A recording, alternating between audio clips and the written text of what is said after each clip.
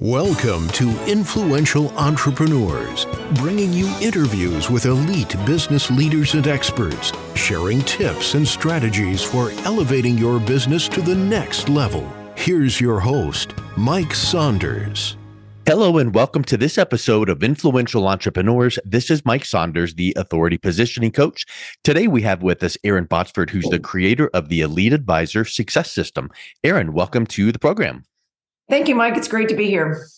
Hey, I am excited to learn from you because anytime someone has created a system that shows that you have a blueprint or a checklist or success leaves clues, you've got, a path to follow. So I'm excited to learn from you, but get us started with a little bit of your story and your entrepreneurial journey to this point in your career.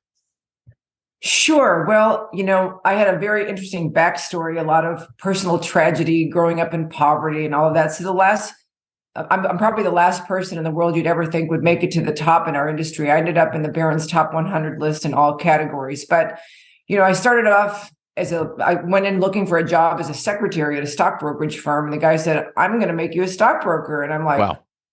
Okay. I was 28. And I remember thinking, I don't know what a stock or bond, and I've never heard the word mutual fund, but okay.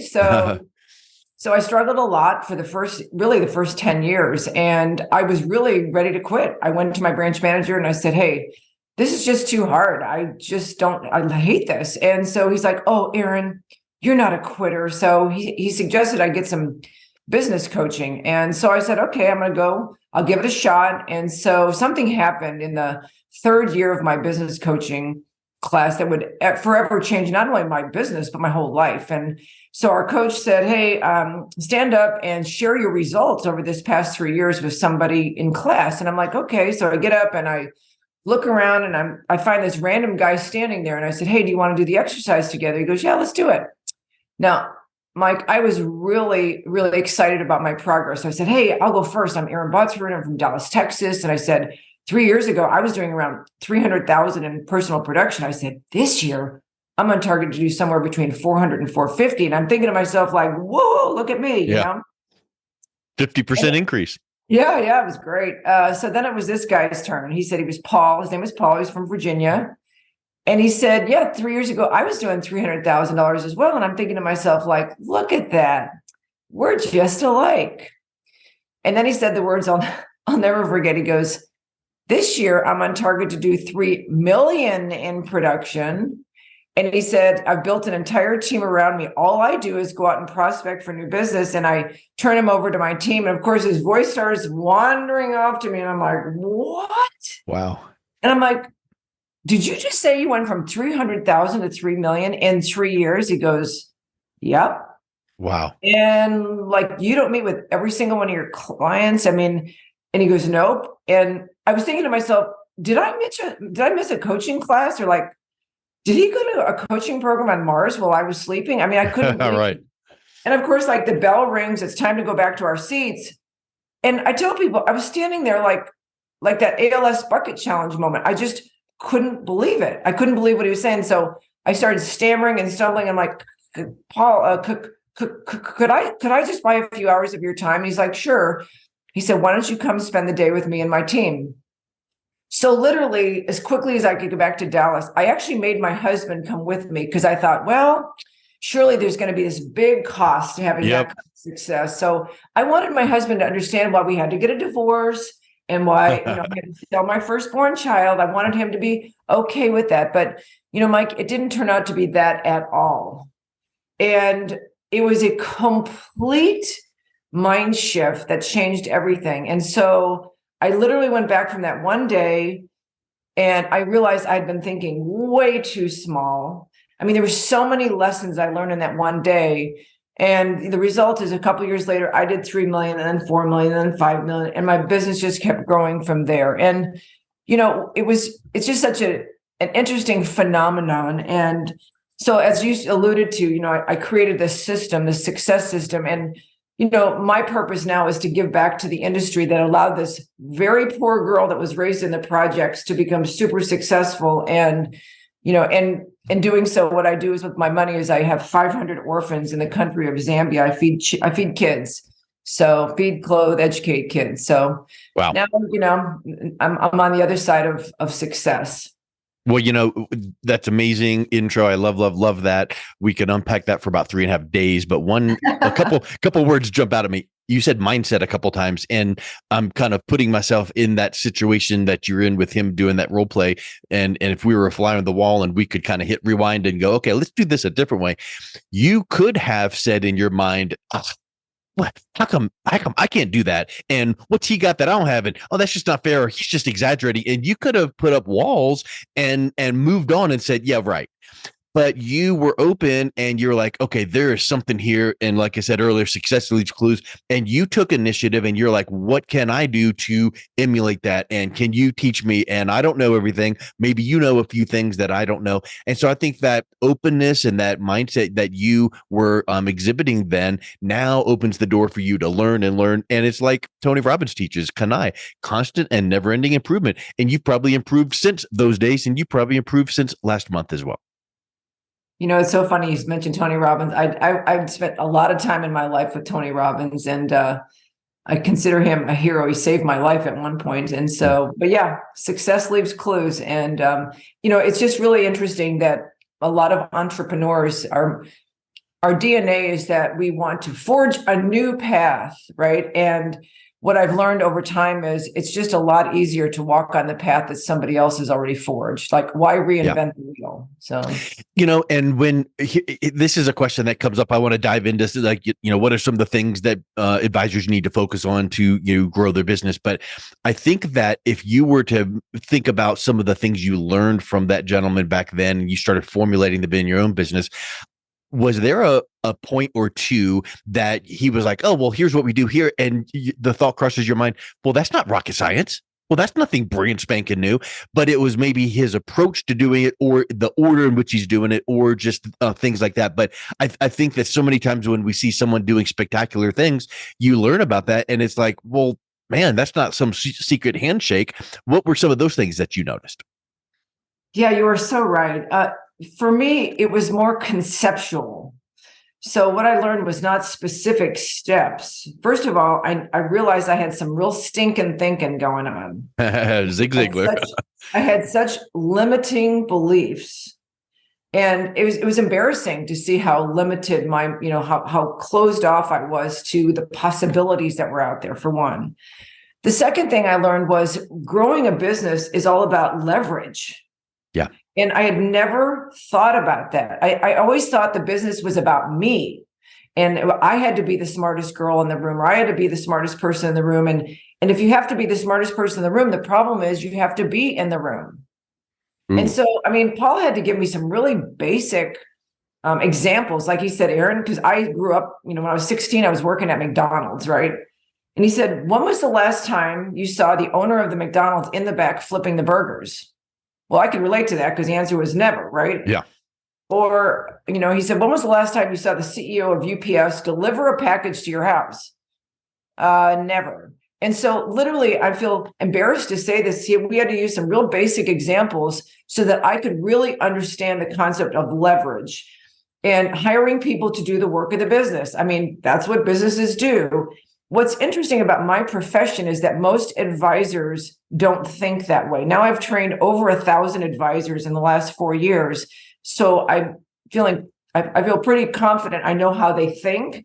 And what's interesting is watching their metamorphosis, watching their transformation so that they too can start thinking like a business owner instead of an advisor.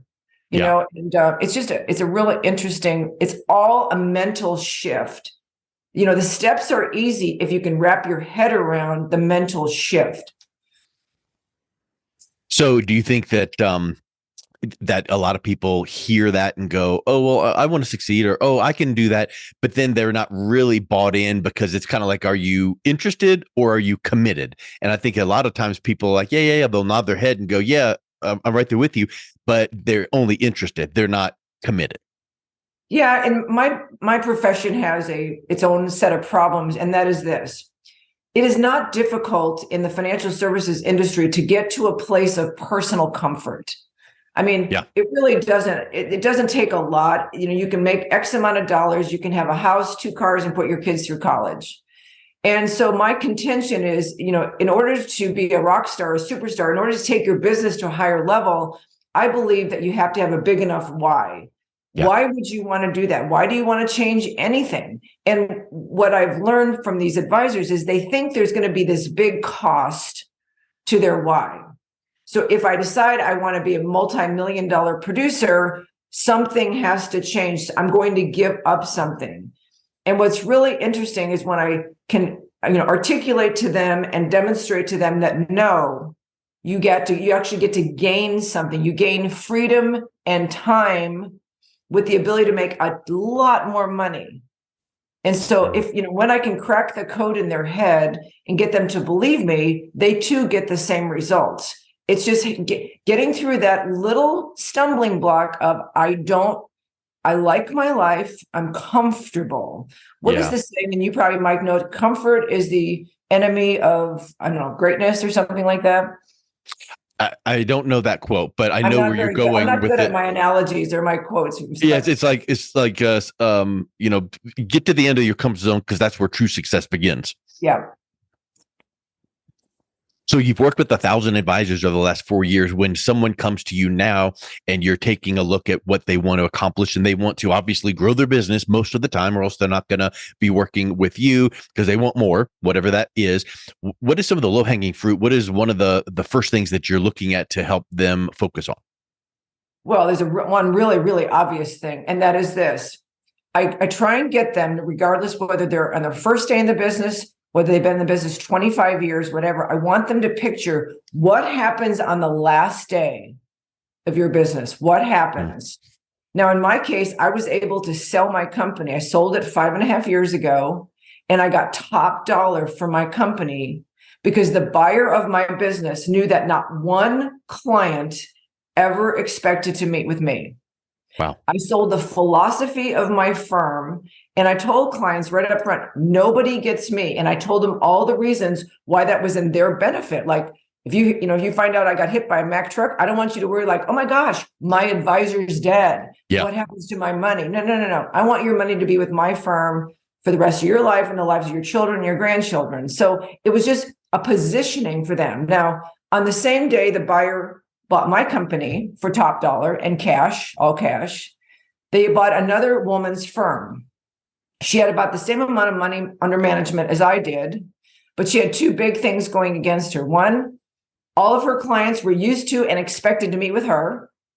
And two, she'd had a massive stroke. And she couldn't. Because of how she was setting up. They expected to meet with her, and there's only so many hours in the day and only one her. Right. And she had a team, but she hadn't empowered her team. And unfortunately, she ended up getting 25 cents on the dollar compared to me because the risk to the buyer was that those clients would go away. They were too tied to the owner. And so that, Mike, is what I try and get on the very first time I ever meet with an advisor or, bring them into my program. I want them to be able to clearly articulate what they want to have happen on that last day. And unfortunately, as you and I both know, your last day might be tomorrow. Yeah. Right. So if you die, get hit by a bus, have a stroke, a heart attack tomorrow, what happens to the value of your business? What happens to your children? What happens to your spouse? What happens? And so to me, if you can begin with the end in mind and start with, I want to get top dollar on my company, and therefore I'm going to back into the steps that have to happen in order to do that. And I tell them, if you're not going to do it for yourself, then do it for your family, do it for somebody else. Yes. Because sometimes they're not, they don't, especially in my industry is 80% men, and men have such a different DNA when it comes to a lot of things. Like I use my husband as an example. My husband was a pilot for American Airlines for 31 years, just retired. And, if I ever talk to him about, well, what happens if you die tomorrow? What happens if I die? Or what happens, what happens if? He's always like, hon, as long as I can have an 85-inch big screen TV and a I'm good. Yeah. So that's hilarious. Well, and so here's another thought as well. Let's use him as that example. If he wanted to take a 2-week vacation because he's got plenty built up and he puts in his time and it gets approved and he goes with you on vacation, does that plane get grounded and no one gets to go anywhere? Nope. But yet, so many of us in business are going, I've got to answer every single email and I've got to be the one that has my hands in everything. And, you were giving some examples earlier, and I'll add one to it. Does your, highly trained medical specialist take your blood pressure? No. Exactly. And so it's positioning, and along with positioning, a lot of people don't pick up on some of these small nuances. If you are wanting to be thought of as that elite advisor, do you give out your personal cell phone and answer it at any point? And little teeny things like that. And I'm just kind of reforming, thinking out loud, because if we wanted to, I'd love to talk to Elon Musk one day. I found his cell number. Is he going to answer it and just chat with me? No, because you have to realize that these top performers will be doing high level things, and they're not as successful. Now, they might allow you to book a call with them, but you're going to go through the process, get on the calendar.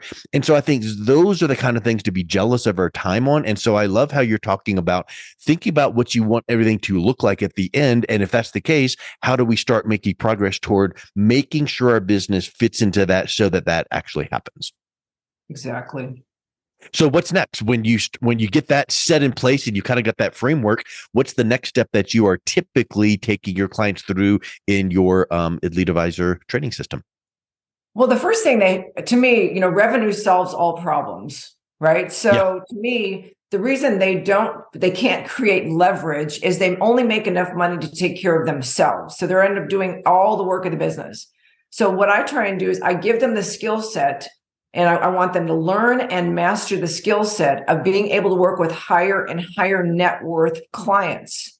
I mean, it's purely math, right? And so I'll give you an example. One of my students, her name is Carolyn. Carolyn's been in business 25 years. And you wouldn't think somebody like Carolyn would go through my program, but I've had a lot of these people go through my program because they also are concerned about what that last day looks like. Yeah. And so Carolyn, her typical client that she would work with in the last 25 years, gave her $1 to $3 million, and she thought that was good. So she went through my course and she had this opportunity to get in front of a $30 million business owner. He was selling his company. That's how much he'd get.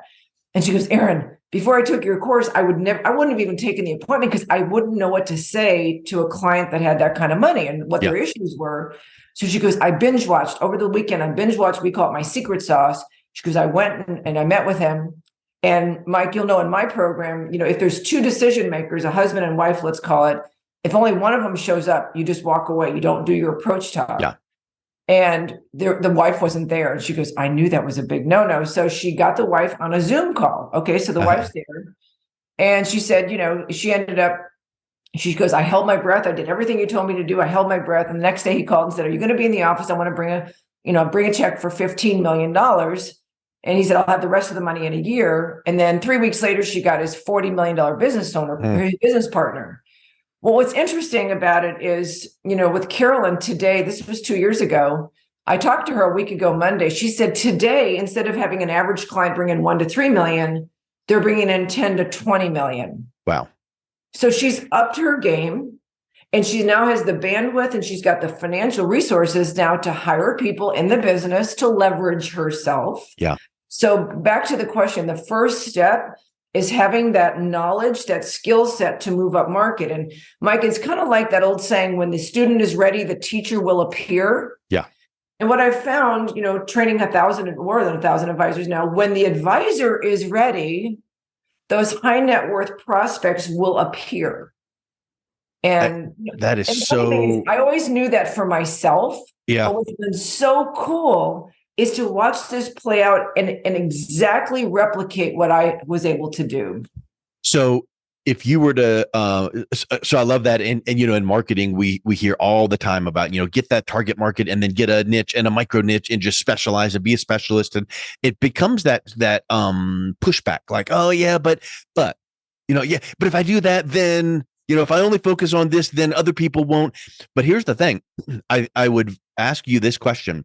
When she was doing, the smaller, people 1 to 3 million, or, I've got 100,000, or these smaller numbers, was the sales process of presentation, discovery, pitching, closing, and onboarding that smaller client, was that any easier or harder than the high net worth person?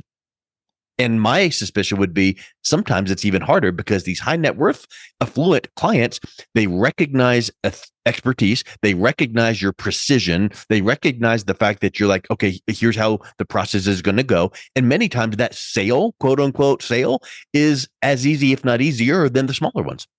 It's way easier. And the reason I want them to move up market and have that skill set is because high net worth people, they have margin in their lives. Yeah. You know what? They don't freak out if the market goes down 20%. They also need a lot of stuff. They need lots of life insurance. We get them to buy term life insurance on all their kids and their sons and daughter-in-laws. They need long-term care. They buy it on mom and dad. They have a lot of needs that I can solve. And the biggest thing is, you get a small client and you're squeezing to get them an income in retirement, and the market goes down 10 or 15%, and they're just freaked out. They take all your time. It's a terrible business model, I think. So and then when you start noticing similarities, and we could kind of I always like to say this when we hit on a topic like this, we could spend a 3-day weekend seminar on this one topic alone. But like that one client that you mentioned that she got, if she really sat there and you worked with her on this and said, okay, well, what industry was that client in? Okay, so they're a business owner in this industry. Well, what associations are they in? Or where can you go deep to find more people just like that person? Because like the 80-20 rule, the Pareto's principle, if she wanted to double her business and she had 100 clients, she doesn't need 200 clients. She needs about 120, because it's really the top 20% that you really want to clone. So what is it about that high net worth affluent business owner? Where does he or she congregate? Where can you get to be in front of more of those people? And then it becomes, wow, your best marketing is a job well done. So now it becomes, let's serve them, create relationships, maybe an introduction or two, referral comes in. And so I think all of that becomes so easy because you're just developing and giving and serving and giving value. Totally. I always say birds of a feather flock together. I mean, they go on vacation together, they go to dinner, they like good wine, they like expensive things. They hang out together because that's who their peers are. So that's the thing. All you have to do is get one and then it just starts rolling in. But and don't take that for granted. Yeah. To get that one, it requires a skill set. You can't go in there not knowing what you're doing. You're not going to get them. You'll look ridiculous. You also have to charge. I try and teach my advisors to charge really good financial planning fees. A lot of them just work for 1% assets under management. You are not credible to a high net worth prospect if you don't charge a financial planning fee. You're just not credible because they're used to paying for professional advice. And they would never consider, they will not consider you if you say, I work for free. I mean, really? Yeah. Or I work for X small AUM percent. So I heard literally this week's a speaker talking about that very topic. And he gave this example where he said, there was this mentor I wanted to connect with. And so I reached out and found their calendar. I wanted to get on their calendar, and boy, I hope that they accept me into their program because this is amazing. I've heard so many great things and referrals and testimonials. And I got on their calendar and it's like, okay, when can I book this call? And this person telling the story was going, okay, 4, 5, 6 days a week, there's like 15 or I don't know, 7, 8, 9 appointments available every day. Just book anything. And he goes, I paused and I'm like, hold on. Either this is a mistake in their calendar booking system, or they're not as busy as I thought they would be. And so that even that tiny little thing gives off an air of non-exclusivity. So just like you just said, if you want to charge, $2,500 for or a plan fee, that might, be slapping in the face of, wait, it's only that. And maybe you need a, whatever the fee should be, but don't be afraid of that because it gives the wrong connotation of the value of your service that you are presenting. Correct. I'll give you one more story. And that is, I had one of my advisors, his name is Dustin. He's allowed me to tell the story. He's been in business 15 years. He had never, wherever he was trained, he'd never charged a financial planning fee. And so he went through my course. He was only in the course. My course takes 6 months. He was only in 5 weeks, and he had the chance to get in front of a $40 million business owner. And he goes, Erin, I just, I binge watched over the weekend. I went in there and he said, I did your technique. I used what they call disturbing tracks. And we could go into a long discussion about what those are. But he said, I disturbed this guy. And finally the guy goes, okay, what's it going to take to solve all these issues? And Dustin said, I was channeling you. I could hear you say, okay, Dustin, say the biggest number that'll come out of your mouth. And he said, well, my financial planning fee will be $44,500 annually. And the guy goes, done. And of course, he went from not charging anything at all. I know. Yeah. And I tell my students all the time, I go, do you think Dustin will ever work for free again? Yeah. Because the type of advice you are giving previously, 2 months before that, he was probably given the same level of quality advice as the 44.5 advice, but the perception of value completely changes. Right. And if he'd have said my financial planning fee is $2,500 to a guy worth $40 million, the guy would have laughed him out of the office. Yeah. He would have gone, okay, well, hey, I'll keep you in mind. And thanks for your call. Yes. Yeah. We call it when some of them will say, well, I'll give you a tip here. I'll give you $1 million to manage. I don't take tips. Okay. I just don't. Yeah. Right. I'll break off this little Milski and see how you do. I want to have earned the respect that I can provide to you. And I think all these things that we're mentioning here all stem around that one word we started talking about, mindset. And it's you need to personally, as an advisor, need to have that mindset of confidence, and you don't have imposter syndrome, and you can deliver these. And the first time you take that step and then you land that client and you do a good job and they give you, great feedback and referral, and you need to start just going, okay, that's one step here. And I'm going to build off of that. And so then that momentum starts building. Your own internal competence starts growing. And then the next presentation you have, you walk in a little bit, more confident, your chin held up a little bit higher, your, shoulders back, and then boom, it just starts that cascading effect. Totally. Well, I just love it. I think that this is just such a spectacular way to give back to the industry that's been so great for you, and working with these advisors through your Lead Advisor Success System. So, Erin, thank you for coming on. What's the best way that someone listening to this can go and check out your program? Sure. I'd love them to do that. All they need to do is go to my website, which is www.erinbotsford.com. And they can click on the link Next Steps, and they can sign up for the program. It can completely transform their businesses in about 6 months. If they can spare an hour to 2 hours a week, I can completely overhaul and transform their business. So they have something to sell on that last day. Wonderful. Well, thank you so much for coming on. It's been a real pleasure talking with you. Thanks, Mike. I enjoyed it a lot. You've been listening to Influential Entrepreneurs with Mike Saunders. To learn more about the resources mentioned on today's show or listen to past episodes, visit www.influentialentrepreneursradio.com.